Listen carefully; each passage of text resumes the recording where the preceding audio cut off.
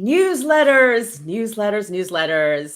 What's up with them today? I don't know. Sometimes I feel like they're that friend that used to be really cool and just like hasn't updated their style in years, and you're wondering what's going on. Today, I'm so pleased that Shannon Currie, an amazing content writer, is here to share with us tips and tricks around how to really maybe give us our newsletter a makeover, maybe sort of give us some questions about maybe whether we should actually do that or not, right? Like what's going on with that, and how can we actually, maybe just sort of see like, am I hitting these markers, right? The standards. And I think newsletters have changed a lot over the years. So I'm so happy, Shannon. Thank you for being here. Oh, it's a pleasure to be here. Thanks for having me. So this is the Thrive Biz Chat, and it's a weekly conversation I have with experts in business, and we talk about what it really takes to run a service-based business. I'm Selena Guerrero, your host, and I am also the founder of the Thrive Sales Accelerator, where I help service-based entrepreneurs generate more clients consistently so they can grow and scale their business. Shannon, I'm going to give you a little intro, is the founder and writer, of course, and the founder of Love Shannon. That's such a great name for a business. I just love that. She writes as a writer partner, right? Around newsletters, training, big content. You can talk more about what you do, but I am so happy that you're here. And as you know, Shannon, I mentioned earlier, I love to start the show with how you ended up doing what you're doing, because, a lot of us just are doing new things these days. Thank you for being here. Yeah, absolutely. And so true, Selena. I came to this job, this profession, this career in a really sort of around the way sort of way. My background is in theater, and I came to writing basically through scripts and through spending time with a lot of screenwriters and playwrights. So part of my business really started with helping screenwriters do their work and being a writing assistant for them. And as I kind of realized, because it was about story, and there were so many entrepreneurs that were also reaching out to me and saying, I need help with XYZ, I realized that everyone is really trying to also create a story for their business as well. So that's really how I came to have Love Shannon. I think that's amazing. And, it's interesting because when I think about people who are looking for writers for their business, they struggle with having like the right voice, right? I could imagine your background in theater, like creating new voices, new characters would really lend itself to that. That's really cool. Absolutely. I think it's amazing. Yeah, surprisingly, absolutely. I want to start interrogating you, Shannon. Here we go. All right, let's start with what is a newsletter and its purpose? I mean, come on, like why does it exist in the world? I feel like in business, there's always these things and they just kind of exist and we take them for granted. But sometimes we just don't really say, what is the goal? What is its objective? What is its purpose in this world? I would love to maybe start off the conversation that way. Yeah, absolutely. And I think it's true, Selena, your point exactly. We hear about all the things that we're supposed to have. And I think if you're an owner and you're starting up your own business, you're like, okay, well, I've got to get social media posts. I got to be on LinkedIn. I've got to be on Facebook. I've got to have all this stuff. And it's true. You should have an email, in my opinion, and a newsletter. But really, it's a piece of your whole marketing ecosystem, really, is what it should be doing. And in my opinion, newsletters are the thing that direct your clients to what's coming up in your business. They're a way to provide value, and they're also a way to keep an audience engaged with what you're doing by providing value, by showing up consistently, and showing up in a place to look at the email itself as its form. You're showing up in the inbox, in someone's inbox. And Selena, I don't know about you, but think about in an inbox. You have, which we've already talked a little bit about the maintenance of inboxes. Exactly. But your inbox is a place where you get, news alerts, you get your work emails, you get client engagements, you get contracts, you're going to get messages from your family, you're going to get updates from your kids' school. It is a place where everything lives, and it is an area of high traffic, and where folks, your clients, have their eyes on their inbox. The average American, believe this or not, checks their email, checks their inbox for about 5 hours every day. Wow. I don't know how I feel about that. I know. Like, so, I mean, it's kind of broken down to like your professional email, maybe 3 hours, your personal email, about 2 hours, but overall average eyeballs are on email about 5 hours a day. And, you know, with the average American spending 55% of Americans checking their email even before they go to work, 17% checking their email the first thing when they wake up in the morning. Guilty as charged. Guilty. Yeah, absolutely. So it's a place where people are looking. And so you can see why it's important real estate to show up in. I like that idea of real estate. It's interesting because I think there is, when we talk about social media, right? Like the amount of content that's actually being seen by your audience is, you know, questionable. Mm-hmm. I think that is true to some extent in the inbox, right? But like, even if I don't open it, I'm still seeing like Shannon, you know, Shannon, right? I mean, people are still visually seeing that.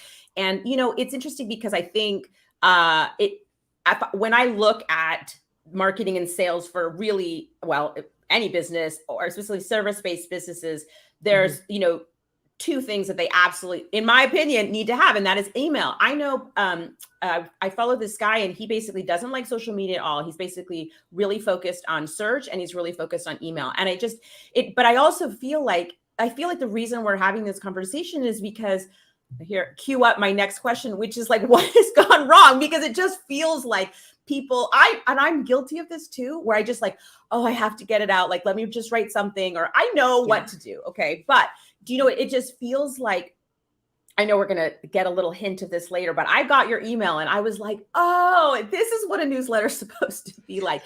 It feels like, I feel like I'm living in your world a little bit. Like, I feel like it has a little bit of a different experience than I think some of the newsletters, because of course you're a professional writer and you're really good at this, but I feel like things have gone wrong with newsletters. I mean, let's talk about that. Absolutely. And you mentioned a few things, Selena, that I just love. And it's so true about social reach, about our reach. And just to cap really quickly on that, because it's true, having a newsletter and owning an email list, which I know you talk about on this all the time, but just to reiterate for listeners and those viewing, when you own that email newsletter list, that is your reach. And it's true. We'll talk about how to get in inboxes versus if you get stuck in spam for sure.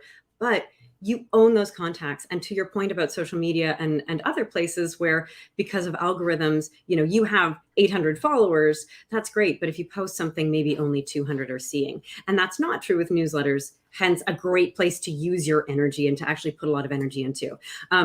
But yeah, speaking of energy well used, what has gone wrong with newsletters? Absolutely. So we sort of chatted a little bit pre the podcast here, and I asked, okay, for those at home, I asked Selena, I was like, what does your inbox look like?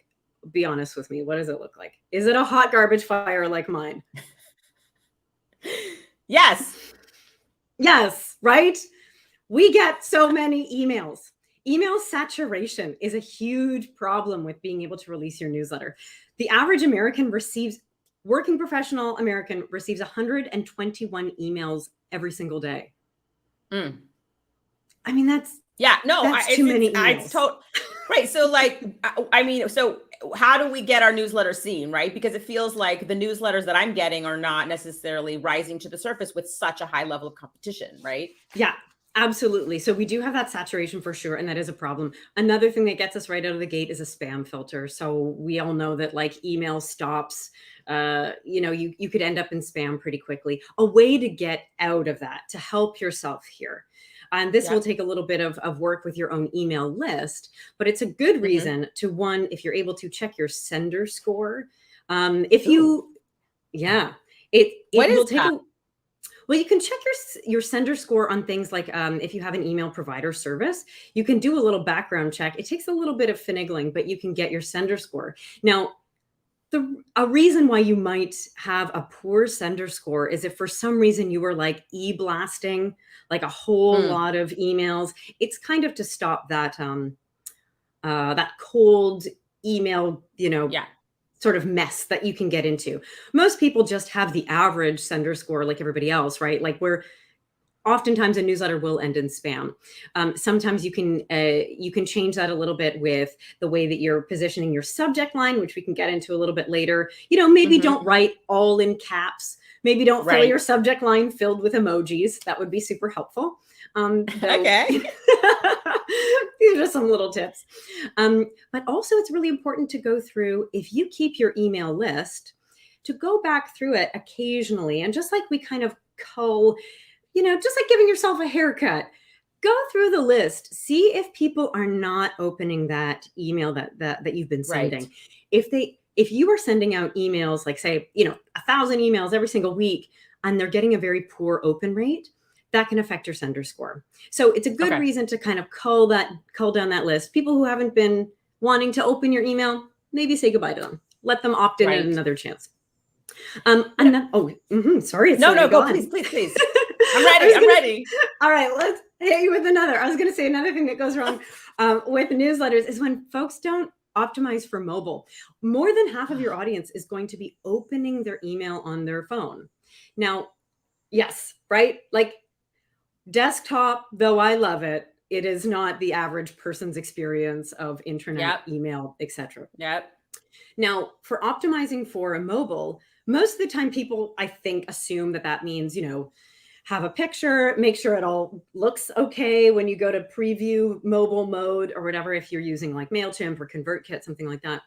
But really what you also want to think about is the density of the text. Like if I write like 3 sentences on a desktop, that looks like, a mild 3 sentences. Put into a mobile, you're going to have walls of text. And I think we just have to really recognize that when folks go to their phone to read things, if it's looking like, a long form article from the Atlantic, that's not what they signed up for. You might want to consider breaking up that text. Yeah. Okay. So we talk about like the issue of going into spam, right? No big caps, not too many emojis, you said, right? Yeah, like one, maybe. Be sparing. Be sparing. Okay, that'll send me into spam. And then, of course, once you get in that, especially for mobile, because I know what I'll do is I'll look at my phone and then I'll decide like, oh, the really important ones I'm going to save. And then I'm going to go onto my desktop later, right? I'm going to just like, oh, I don't want to read it now, right? But I get, if it's completely overwhelming, forget it. And so I think also like a lot of spaces, right? Not too much. And then spaces, I think that's true for social as well, right? Like it's people, unless you're really like have an audience that's all about this deep, long form sort of thing. I think for the average user, just because you're having so many, it's just too much. It's just too much. You can't possibly digest like 8 paragraphs. Yes. It's just like delete or ignore or whatever. So thinking about that, use the other person's experience. And you know what, Selena, that's such a great point that you bring up. The other person's experience is your experience. You experience newsletters and receiving emails just like your audience does. And I think when we sit down to write our newsletter, I think it's very easy to forget that your audience is actually very much like you. They're also opening their inbox to a hot mess of a myriad of emails. They also don't have time.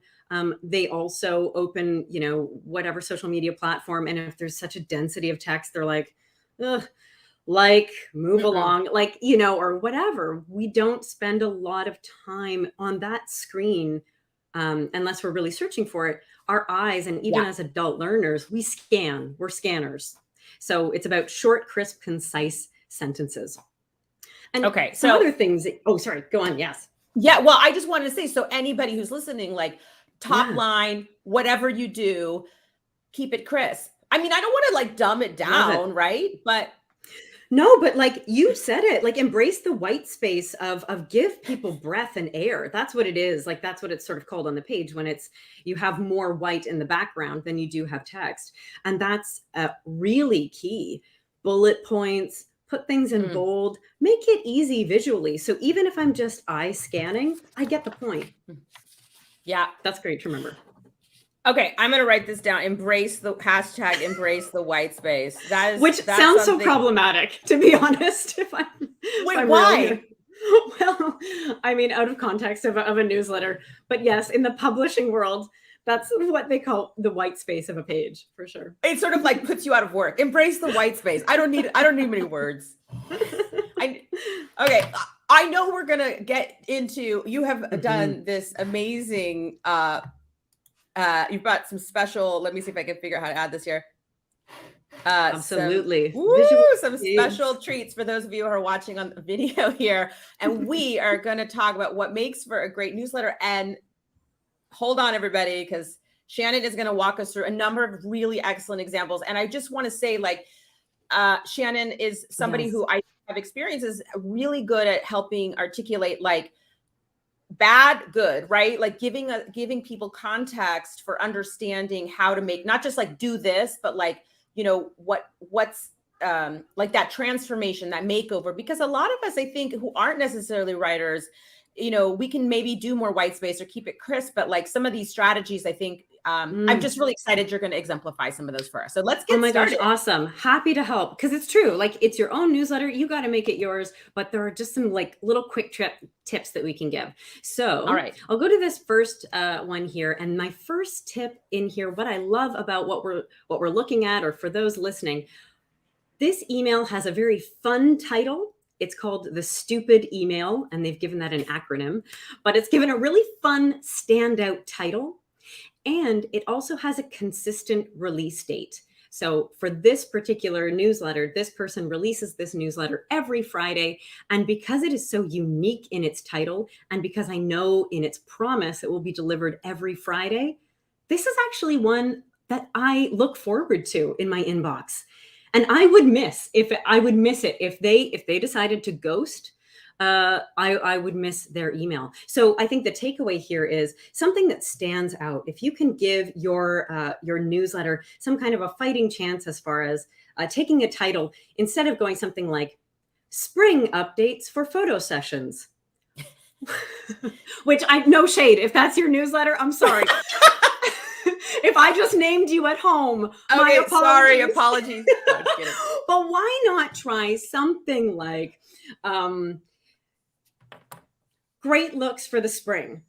And it's like, and every, you know, and you choose a consistent time where you, a make-believe photographer, is going to release great looks, and you can insert for spring, for summer, whatever. And so I know that there's a consistent title, and it's always going to be a consistent release date, because part of this newsletter, Selena, you know, you coach folks at home, where it's like, you want to be consistent in how you're showing up to keep your clients, your potential clients, and this audience base warm, keep them interested in you.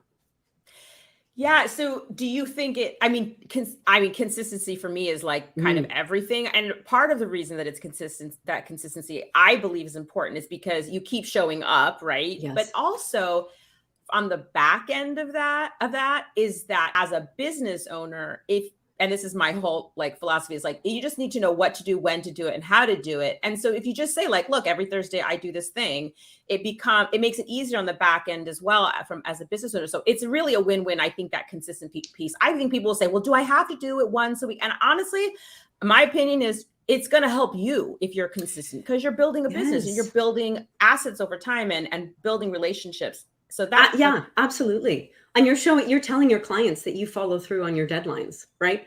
That's also part of it too. You're showing, you know, and that's a real big thing when someone is looking to hire someone, you're showing up consistently. And when they warm to it, they're like, well, here's a person who's always been there in my inbox. Oddly enough, that's who I'm going to reach for. 100%. I just think that's so critical, because, you know, I was reading this blog the other day, and they were talking about people are like, is this person going to be in business next week? You know? And so just having that consistency over time is so important. And, you know, we should get to the next one, but really quickly on the title, what's interesting about that is, I think especially in the B2B world, it's like, you know, so much it can be, people feel like they have to be very buttoned up, right? It's like our news. Remember in the olden days, it used to be like newsletter May. You know, very. Just give me the date, the time. Right? Yes, exactly. Time and I think, in case. Right. You can still. I don't need to have fun with it, but you can have a personality. And this is like a great, I know we got to move on. I don't want to take too much time. We're going to come to this point as we go through. But Selena, that's such a great point. Like this newsletter is a chance for you to showcase your personality to the degree that is comfortable for you and your business and for your clients, because anyone can buy anything from anyone in the world today, truly. So why should someone buy something from you? 100%. All right, let's go to the next slide. Let's move it on. All right. So speaking of, this is, we're going to talk about logo and company branding. This speaks a little to the idea of what we just mentioned with title. And so it's important, in my opinion, because I also like the look and design of things. I think the form is important, and giving your email some kind of standoutness. In the example that we're looking at, there is a kind of crisp, clean logo from this photographer. It's just a small detail. People don't have to go, all out with gifs and pictures and, it doesn't have to be a spread of Vogue magazine, but something that is like logo and your company branding. It's familiarity that builds over time. Yeah. And, it's that visual consistency over and over. I have this extremely simple logo and it's like 3 red lines. Yes. And I just put it everywhere because over time, I just want people to know, oh, that's Selena, or I don't even know who that is, but somebody that's familiar. And, just consistently over and over and over and over again, especially like we talk in marketing and sales, you need to build, it could be like 20 touches. You need that visibility over time. And, I talk a lot about, how you can you get a lead and everybody's like, oh, they're going to become a client. It's like, there needs to be the middle, right? There needs to be that middle cultivation. And like you say, there's probably hundreds of people that do exactly what you do, thousands of people. So how do you just consistently show up every time, not only in terms of that, like that sort of personality title that we just talked about, but this visual simplicity, right? Whatever your logo is, I would say whoever's listening, just that visual consistency, because I don't know what the statistic is, but we absorb information, like a high percentage of information by what we see, not even what we read, right? So I think what you've put together here in terms of just highlighting that is a really important piece. And Selena, you speak to it so well. I love, exactly to your point, it's a visual literacy. And remember, in our inbox, we're the eye scanners. We're not doing a deep dive read most of the time. So if I am going through my inbox and I see that logo, and if I really want to hear from this person and I see their business logo, then I might pause. It's making it recognizable. And also people going, are they still a business? Are people still doing stuff? Did this person fly by night? Are they no longer there? If your company is showing up consistently visually, there is, again, more trust. Yep. All right. What's next? I'm excited. I know. I love What's next presentation. I love it. Telling a story. Yes. I know. Now, I think this can get intimidating, but I want to remove the intimidation if possible. Okay. So I think a newsletter, it doesn't always have to be this way, but a way to convey information. And this is sort of the copywriter in me that says, you want a story. You want to lead by benefit, and even if it's just we can get there. But this newsletter that we're looking at right now, this person is selling. They're trying to sell their online course creation, and basically they're telling a story about a conversation with their husband, where the husband is like freaking out, like, "Are you ever going to make this much money again?" And our writer of this newsletter is kind of talking to us like we're a confidant. They're saying, this is what my husband freaked out about last night. And I had to sit him down and say, you know what? We're going to be millionaires. Don't worry about it. And, or whatever the effect is. Right. But in telling us a story, I mean, think about it. It's like talking to a friend. Yeah. And it's, instead of just handing out dry, flat information, like, hello, spring, I'm going to poor spring photo shoots. They're just on my mind today. Hello, spring photo shoots now open starting May 24th. Book yours here. Click it. It's like, okay, but I don't know you. Right. We want to build over time a way of knowing the person that is talking to us, is trying to sell to us, and building a familiarity back and forth. So maybe for tell a story for our poor spring photo shoot person. And oh my gosh, please, if someone out there has a spring photo shoot, please know I love you. I love you. This is no shade. This is just my brain. Maybe for them, it's instead of just writing the dry facts, they're starting out with, hey, isn't this a great time to have your kids are almost done school? You're going to have a chance to all be together getting ready for the summer. What better way to cap off this time with them than investing in a spring photo shoot? Even something like that.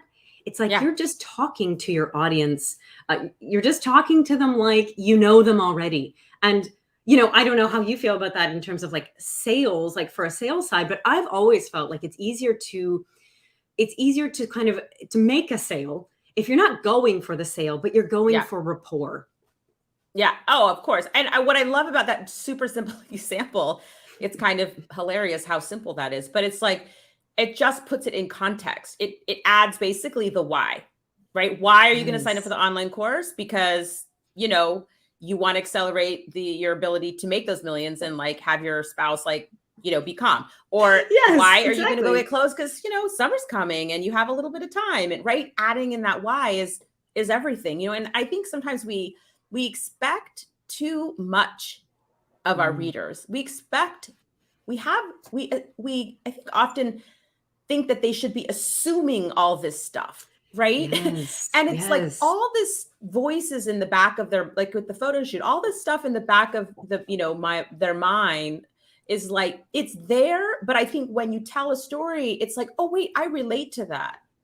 And that just changes everything. I mean, we talk about stories so much, it's hard to, again, maybe you and I will have another conversation about story, because it begins to feel like one of those things like, oh, you have to integrate story. Oh, you have to have newsletter. Oh, you have to, but nobody's actually breaking it down, right? What is its goal? What is its purpose? But this idea of story is really critical. And I love that really, frankly, quite simple example that kind of really changes everything in that moment that the person's reading. Yeah, I love it. You're helping them understand why they need the thing that you're providing. That's it. All righty. And while we're speaking of helping your people, you need to provide value.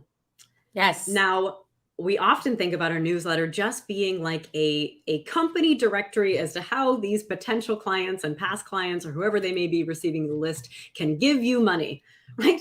Here are the many different ways that you can give me money. I've got a live event coming up. I've got a blah, blah, blah coming up. I have a course that you can buy, etc.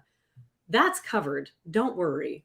What's going to be more important, I mean, if you're going to sell to your audience about 20% of the time, you really need to provide value to them about 80% of the time. Okay. I mean, that's my litmus for it. I'm not one to be like, I'm not one to shy away from a sale. I think you should always mention what you do, why you do it, and how you could make someone's life easier if they choose your services. Absolutely. Mention that in every newsletter. But if you're going to have that announcement for the photo shoot on one week, the next week, come out with, a list of blog posts for how to DIY your own iPhone photo shoot at home, how to, how to do what are the best filters that are going, really make it possible for your clients to enjoy hearing from you. And they will, I think maybe people shy away from, and we've talked about this sort of offline, you and I, but like, I think people shy away from sharing value because they're afraid that then folks won't hire them. Yep. Do you have thoughts about this? What do you tell people when they're nervous about that, Selena? Oh my goodness. This is such a big thing. The thing about providing value is you are showing that you are that you actually know what you're talking about, first of all, right?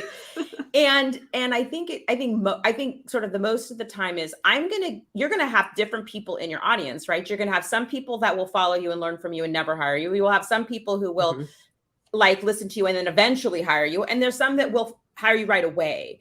And so I think when you're giving that value, you're continuing to support that larger community. And then some of them over time will become clients. But, again, I was just saying like that assumption, like, oh, of course they know what I'm talking about. It's like, well, not really. They've got 151 other emails they're going to go through that day.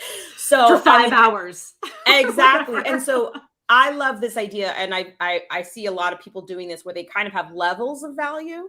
So like there's a free level of value with links to X, Y, Z. There's, kind of maybe more engaged value, like in a Facebook group is kind of a common one. Yes. And then the sort of highest level of value is a paid offer of support, right? So you can think about it that way, right? In consistently cultivating people at different parts of the sales process. I think it's essential. And I think it's something that I just love that this, in one of the emails, I can focus on a story, and another one, I can focus on value. I love that you're giving lots of different ways to kind of approach the content. So yay. Awesome. Yay. And don't be afraid to share social proof along with your value. Like if you're going to come out and offer and, advertise your offer. And Selena, I love your point about everyone in your audience is in a different seat. And you can't only talk to the people that paid you, because you've got to be growing that relationship with folks that may pay you eventually. That's so important. And we can't forget about those folks. And don't be afraid to add social proof. If someone just gave a testimonial, if someone just wrote about you on social media and it was a nice little, 2-3 liners, stick it in as an image. Why not? Yeah, this is a great place to remind folks that like other people legitimately like me and have used my services and have benefited from it. You can too, if you'd like. I love it. All right, moving on. Social proof. Okay, everybody. I want to release everyone from thinking that because we've talked about telling a story, because we've talked about giving value, that you have to sit down and write, War and Peace. You do not. You do not. You can keep it short. No one ever hit unsubscribe because your email was too short. Like I used to say in the theater, I was like, no one ever said of a play, like, it could have been longer. No, no. Your newsletter can work the same way too. You can keep it short and sweet. A great example of this, though it's not this person here from Optin Monster, but great examples. Neil Patel, folks who are, digital marketers or larger businesses, B2B businesses, B2C even, who are releasing, like, let's say if your consistency plan is to release like 2 to 3 emails every week, oh goodness, people aren't going to be able to read a huge, tome.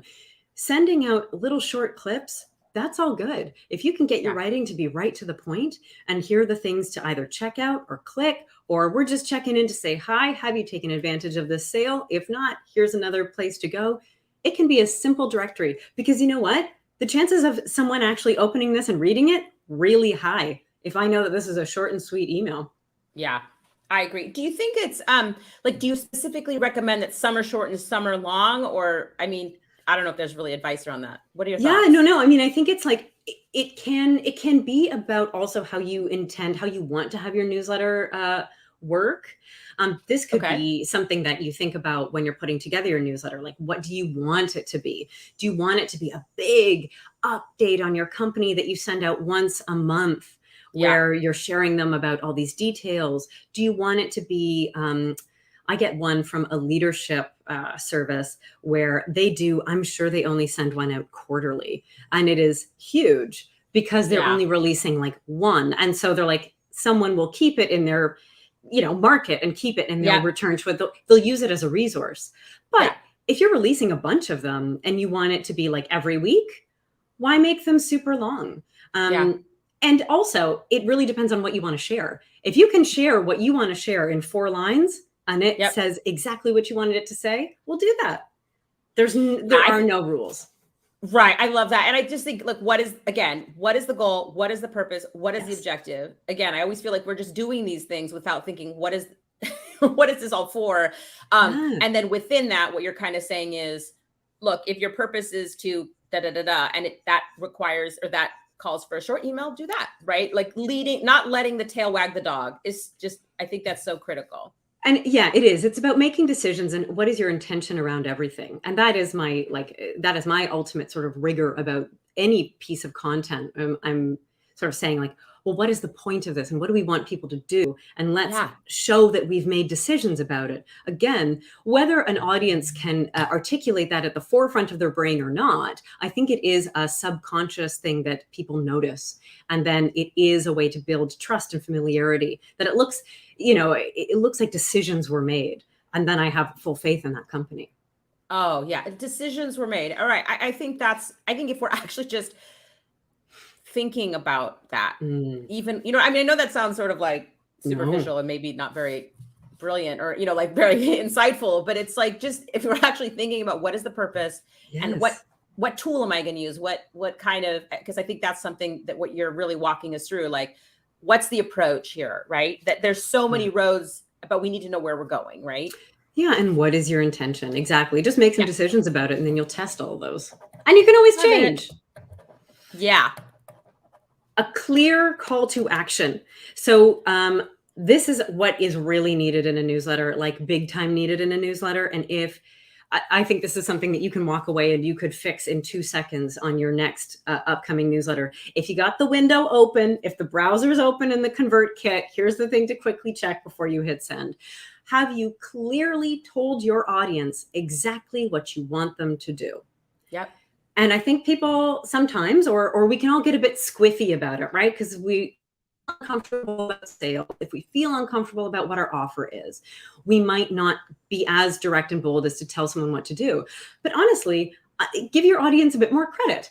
They'll decide if they want to, but we have to make it easy for them to say yes to something.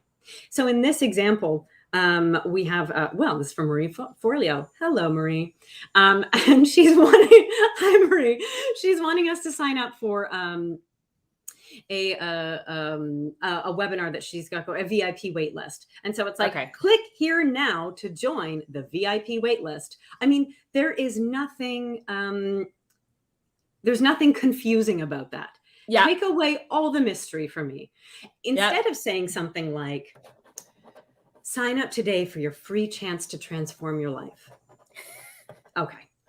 I'm so sorry if I've called out somebody's call to action out there, but I don't know what that means. And so you've actually given someone more work to do because they're not sure what to do next. Yeah. I just think from back to that sort of 151 emails a day. I'm not sure I'm getting that right, but it's like, it's like the white space and the story and sort of just like getting me engaged, and like, I need to know quickly. I need to visually see what can I do next? Yes, maybe people aren't going to want to do something next, but that is it's a big pet peeve of mine. It's like, because I feel like,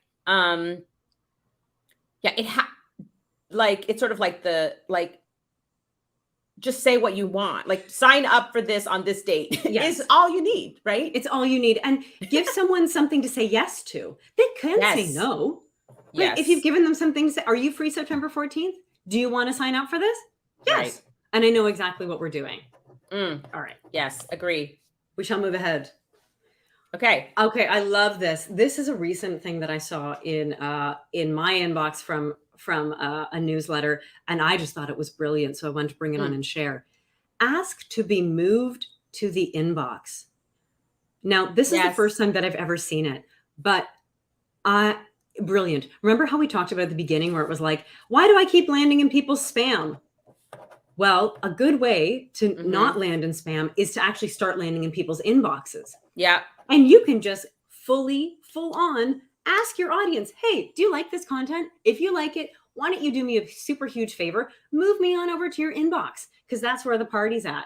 Or a good way to do this is to reply to this email and let me know that you're listening. Because the minute that your emails get opened and then you get a reply, they start showing up just by the way that spam filters work. They start showing up with more ability, or they have more ability to show up in your inbox versus spam. I've heard that before, and you're reminding me because I kind of forgot about it, but right. I just want to reiterate that for the audiences. So when you are sending out all your emails, if you say reply to me, sometimes I'll say like, it's me, I'm not a bot, it's actually me. And they reply, it sends that information to the email gods that says, oh, this is a real person. And this is you get ranked higher. Right. So I think that's great. And then also the inbox thing, because especially if you're using Gmail, you've got, that's because that's what I use. I don't know what the other ones are like, right? You've got updates and social and promos and all that stuff.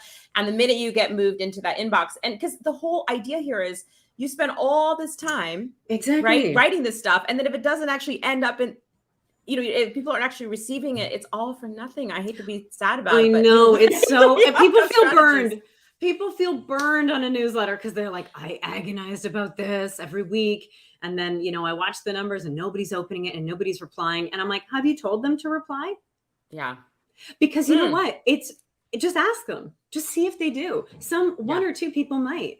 And you know what? The minute that they reply, that's when those spam filters, like you're saying, and Gmail's bad for it. It's kind of notoriously got a very high filter. But the minute that someone replies to it, all the filters go, oh, it's real mail. Okay, cool. Yep. Good. Okay. Yeah. That's really important for getting, into people's lives. Okay. I love that. Yes. And I want to say last but not least, if I know my own. Oh, yes, it is. Shameless. She's shameless.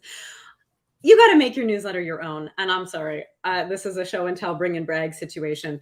For those listening on podcast, you don't have to suffer through the visual of my newsletter, but for those watching. For those who are listening only, there's a beautiful image of Shannon's newsletter. And did I say this earlier that I got your newsletter? I did say this earlier. I got your newsletter and I was like, oh, I get it. And then because the thing is okay, sorry, I didn't interrupt you. Go ahead. So tell what should we, you make it your own. That's the concept, make it your own. Right? Now, this is my own personal joy in even having a newsletter, because like everybody else, I was like, okay, I've got a business. Okay, now I got to let people know. Now we got to do all these things, post on social, I guess I need a newsletter. I was doing all the same decisions. And I actually took a moment of pause and went, okay, hold on, you're a writer. Hold on. This can't be, you gotta show up with something good. And personally, what I found was really lighting me up about it was that I was like, is this my chance? I know this is going to sound so silly, Selena. So I'm just confessing it right here and now. Full spill the tea confessions. I sillily was in my apartment going, is this my chance to be running Vogue?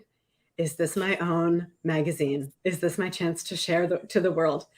I freaking love writing my own newsletter.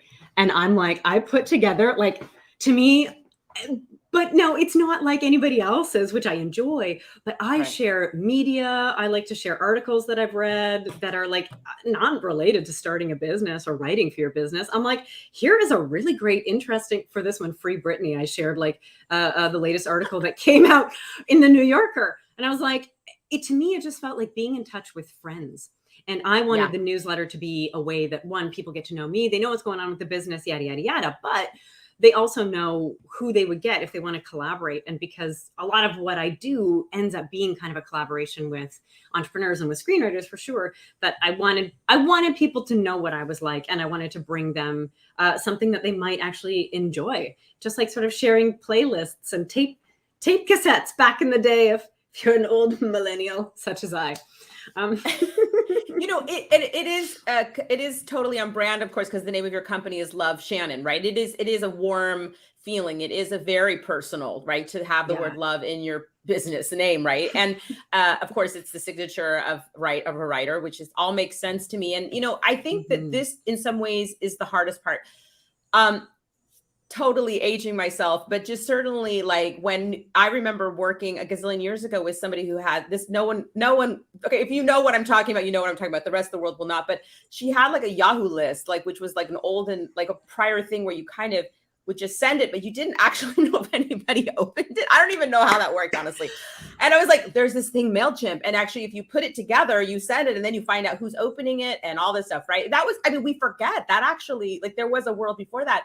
And what was so much what I loved about that process was helping people understand that they got to be publishers. It's sort of what you were saying, I get to create my own magazine, my own Vogue. I get to do what I want to do, what I put in the pages of my own magazine, so to speak. And I think right. And she was what do I say? And so I think when I think about newsletters, and I kind of started this conversation with, are they the old friend that, needs an update? Are they the neglected old friend? It's because I think that when they first started, again, I'm old enough to be able to tell you that I know when that started, or so to speak, people were excited about the opportunity. They had the ability to communicate directly. And yet, what were they going to say? And I think this idea of make it your own is something that is hard. It is something that is hard because you all of a sudden have to decide, who are you going to be? That's such a great point, Selena. And it is the thing that, like, I know that it is what people struggle with in terms of like, make it your own. And what will that end up looking like for folks? And you can also experiment. Some of the ways to like guide are to say, like, what does my client base need from me? So I think we could also look at ways of like, what are my clients' like biggest problems? And you can also get that in terms of like, when people do discovery calls with you, and for anyone at home who has their own service business, start recording like the things that make them scared. Start recording, like, not a tape deck, but I mean, like, start writing down the things that make them just be a real creep about it. Start writing down the things that make them scared, or the things that they're saying that they need fixing with, because you have that text then to go, okay, if I was talking to my client, which is exactly how I say, like, make it your own. It's that you're talking directly to your client. What does your client want to know that you can do? And what do they want solved? And you get to drop into their ear a little bit. Yeah. That's the real trick of copywriting. Yeah. Yeah. And you get to be yourself. It's like, who am I? How would I, as a business, solve this problem? Because everyone's going to do it a little differently. So it's a double-sided thing. It's like, I love that idea of just writing the things down, that they're the concerns, their questions, and then addressing that. When we talk about what are we going to put in the newsletter, addressing that, but you naturally are going to address it in a way that's different from somebody else, right? Absolutely. You have to have faith that there's no one else like you. There is that. Yeah. At the end of the day, they could, again, authenticity, it's so overused, but at the end of the day, it's so true, right? Make it your own, because what the worst thing, okay, I'm not going to say the worst thing because you're the professional here, but one of the worst things you can do is not have no personality, is just because I think I've definitely suffered from that, right? Like, just, I have to be very buttoned up, or I have to be very professional, and I have to be very solution oriented, but like, you need to breathe a little life into it, for sure. I think this is a really big aspect of successful newsletter writing. Thanks. Yeah, well, I do agree. And I know how hard, I was thinking about it this morning. Like, I know how hard it is for women, female identifying folks, anyone marginalized, to have a voice, to own your voice. Yeah. This is a different journey, right? And I feel like with every year, I'm even getting more and more into my own voice and owning it. It's not something that happens overnight, for sure.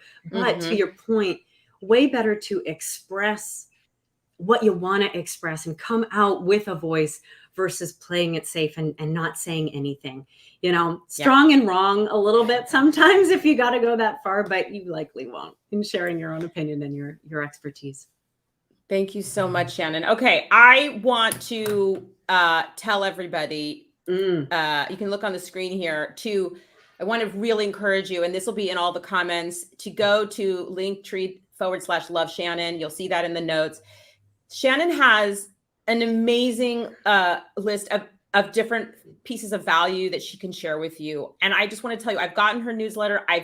She has a wonderful, amazing, what is it? Subject line makeover. This is free for anyone. Like, it's tell everybody about that. Yeah. Free for folks. Yeah. Free for folks, for listeners, for those watching. Thanks so much for tuning in. Obviously you can go to this link, grab, there's a freebie there, the subject line makeover.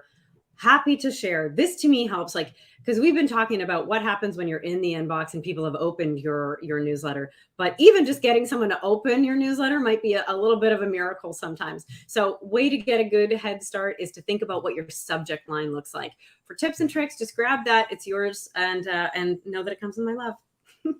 I've used it, and like, I got the second highest like open rate in like months. So I'm just Go get this today. Do not delay, because you're right. You're going to spend all this time making all these amazing changes, and then you have a bad subject line and nobody opens it to find the nobody glory even that's opens inside. it. And then we all cry. All right, I love it. Don't do it. Okay. I want to just say quickly. Okay, so one quickly thing before we go, I want to also share with everybody that if you go to Lead Gen 5 and you're looking for 5 ways to get new leads, so that you have people on your newsletter list, right? You need the leads because you got to have people in that newsletter list to get your Glenn Ross, you know, you got to be Alec Baldwin, get those hot leads. Check that out. Oh God, please don't. Oh, that's so ancient. Okay, I mean, so there's so many feelings I have all of a sudden about that. Oh no. Okay, so Lead Gen 5, but okay. Thank you so much, Shannon. Any final words for our audience today? I would leave us with what we need to know. What you need to know. Here's like the biggest thing, the biggest thing that I want to say, because I know everybody's going to go away and like make a big plan. Hopefully, make a big plan. Figure out what your next newsletter is going to look like. Here's my one piece of advice: track the data. Because you are not going to know what works or what doesn't work until you start looking at the numbers, right? What looks at gets managed, for sure.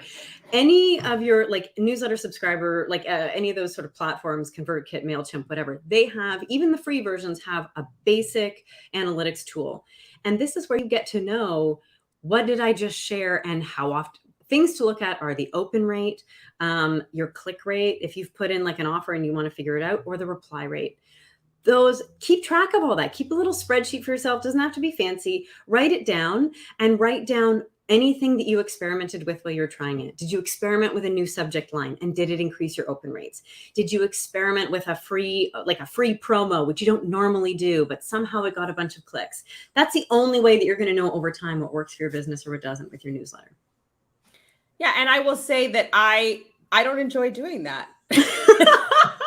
It's hard to do. I mean, this is why you're giving us the advice, because we need to just like at the highest level, just like go in and see over the last couple of months, like what do people open? What do people click on? Yeah. And it's hard because you're ready for like, you don't know what's gonna, you're like, oh, right. Did anybody open it? Like, and so I'm going to put that out there because I think that's the best advice, because you have to be willing to get that feedback loop to improve over time. So I could hire knowledge it's and not I could just easy, look but at it for you.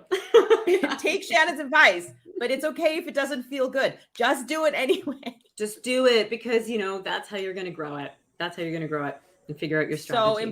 So important. We need that feedback because it's a relationship, right? We need that. Yeah. Oh, Shannon, this has been so fun. Thank you so much. Oh my God, I have loved this. Thank you. I loved it. Thank you. I will be here next Wednesday, 9 a.m. Pacific. I'm going to be talking to Debbie about boundaries for business owners. So we're here always to talk about what it takes to run a thriving service-based business, and newsletters is one, and boundaries is definitely another. So I hope to see you next week. Thank you again, Shannon. And thank you for everyone who's here today. Thank you. Bye.